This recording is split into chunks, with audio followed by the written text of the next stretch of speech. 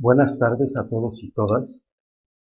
Agradezco mucho al Comité Academia Journal por permitirnos platicar con ustedes algunos de los resultados que a continuación expondré de esta ponencia que se intitula Características demográficas del abstencionismo en las elecciones recientes del Estado de Hidalgo.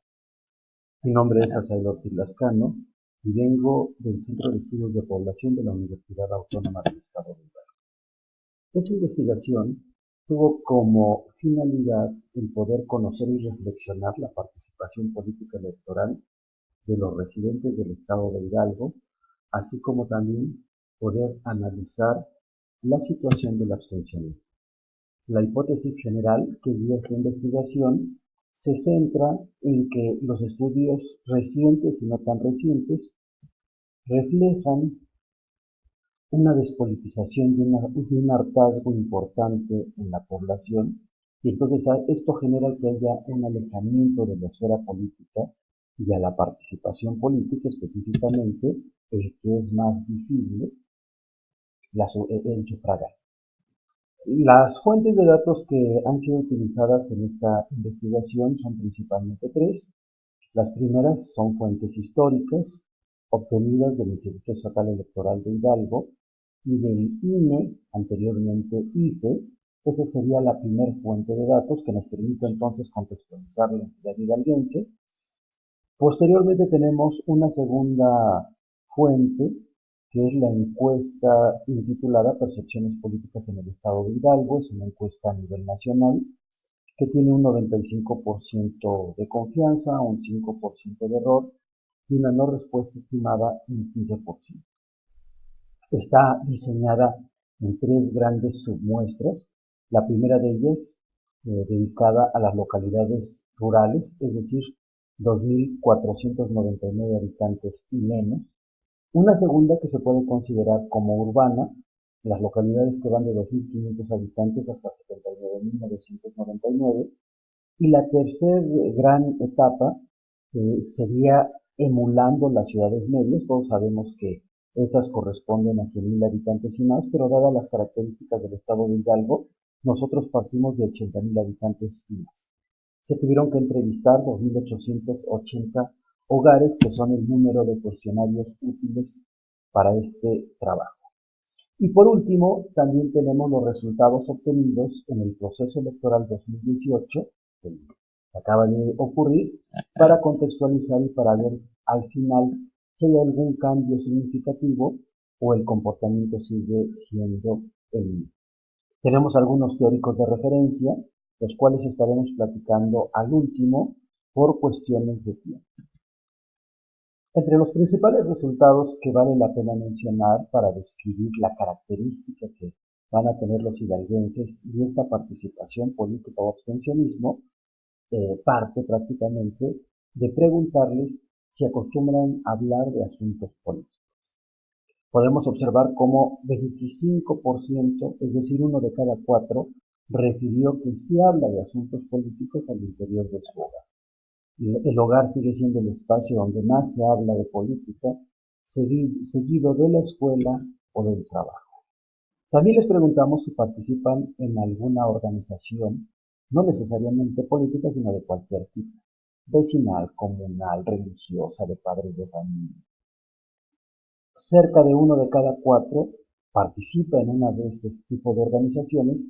Sin embargo, las organizaciones políticas apenas sí representan un 4%, en donde se observa una mayor participación por parte de los hombres que de las mujeres. A la pregunta de la frecuencia de votación, también observamos, ustedes pueden verlo en la pantalla, 46% refieren que sufragan siempre o muchas veces y más del 50% dicen que sufragan pocas veces o nunca. Estos dos datos se parecen mucho al comportamiento frecuente que ha tenido la entidad hidalguense, en donde una cantidad importante, más del 50% de los hidalguenses, generalmente no acuden a las urnas y entonces los abstencionismos que se tienen en la entidad pues oscilan entre un 40, 42, 45 o incluso más del 50%, depende de la zona o el municipio que estamos refiriendo. También les preguntamos si consideraban que las elecciones son limpias. 77%, casi 8 de cada 10, dicen que le parece que no son limpias, y a la pregunta de confirmación si entonces observan irregularidades, 3 de cada 4 dicen que sí la hay. A la pregunta de cuál es la capacidad de respuesta del gobierno federal a los problemas de los mexicanos, podemos observar que la percepción es que la federación, casi para 7 de cada 10, no hay una respuesta hacia la población. En el contexto estatal es muy similar esa respuesta, pero ustedes se pueden dar cuenta que prácticamente rebasa el 82%. ¿Cuáles son las causas de corrupción en México? A nivel estatal se observa que la corrupción nacional principalmente se da por los políticos y los funcionarios, por el tipo de leyes que tenemos y que prácticamente no cumplen con las expectativas, y porque también estas leyes son hechas para las personas que detentan el poder. Estos tres rubros, ustedes pueden observar que rebasan más del 90%. Esa es la percepción del 90% de las personas. En el estado de Hidalgo, si bien es cierto, disminuye un poco, pero está casi pisando el 90% de igual manera. A la pregunta si confían en los partidos políticos, 14% dijeron que sí, mientras que a la pregunta si confían en las personas que son políticos, 11.8 dijeron que sí. Entonces, en ambos casos, una gran cantidad, una gran mayoría, no confían ni en los partidos políticos ni en los políticos como tal. En cuanto a la percepción de ausencia de seguridades para el bien vivir, Buscaglia dice que conforme no existen estas seguridades, entonces estamos hablando de un país corrupto, el cual esa corrupción traspasa todas las esferas, incluyendo la política. Y vean, para los hidalguenses, 68.7 no hay seguridad económica, casi para 8 de cada 10 no hay seguridad alimentaria, para 71.5 no hay seguridad en salud, y así sucesivamente. Entonces, esas seguridades prácticamente se observan inexistentes. Lo mismo Buscaglia nos plantea alrededor de 50 delitos que generalmente van a aparecer en los estados donde hay una alta corrupción y obviamente traspasa esos límites de las esferas políticas.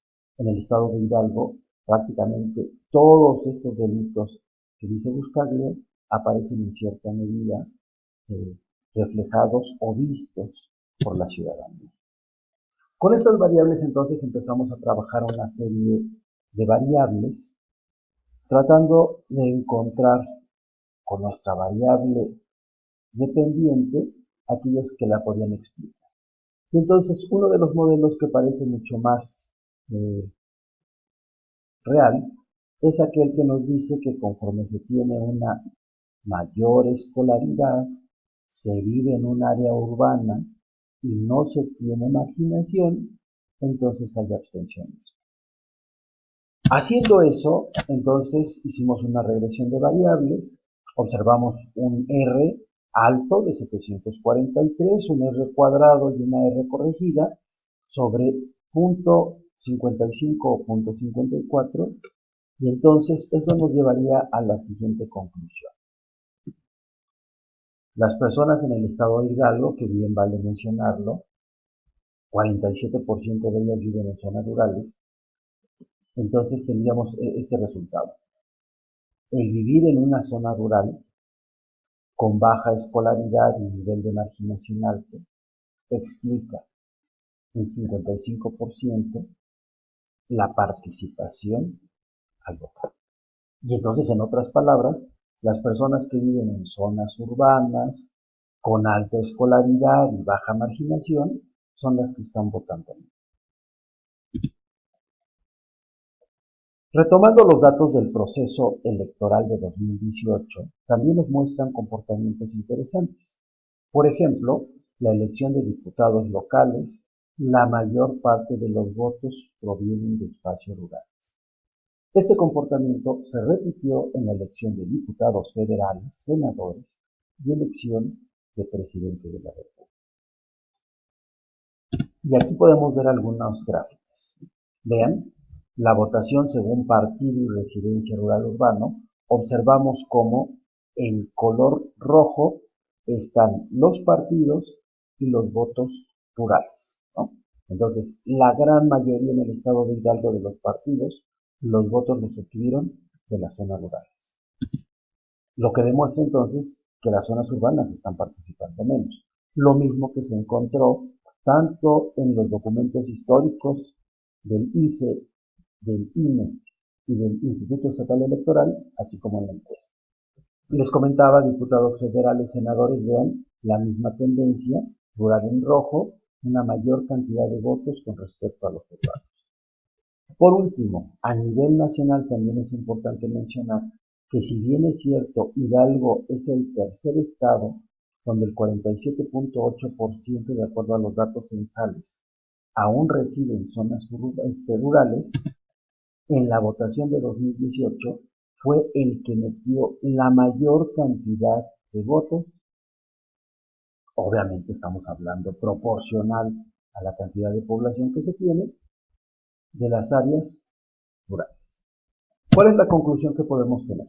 Nos quedaríamos con Nolen y Crespo, que nos dicen que efectivamente las circunstancias de desigualdad social condicionan en cierta medida que las personas de las áreas rurales tengan que acudir a ese mercado de votos para negociar esa votación, mientras que las personas, dice Crespo, que tienen mayor conciencia, que tienen mayor escolaridad, entonces pueden limitarse a participar en los procesos políticos a partir de lo que observan el escenario, el contexto que observan, pero que a lo mejor no tienen esa necesidad de negociar esa votación. Por último, podríamos también tomar a Bobbio, que nos dice que cuando vemos ese abstencionismo en las zonas urbanas no debemos de preocuparnos, sino que estamos observando una negativa a participar como un rechazo a lo que está ocurriendo, y que también lo ha encontrado Fernández Poncela cuando nos dice que debemos de interpretar ese abstencionismo como un hartazgo. Dejaría mi presentación hasta aquí. Agradezco su atención.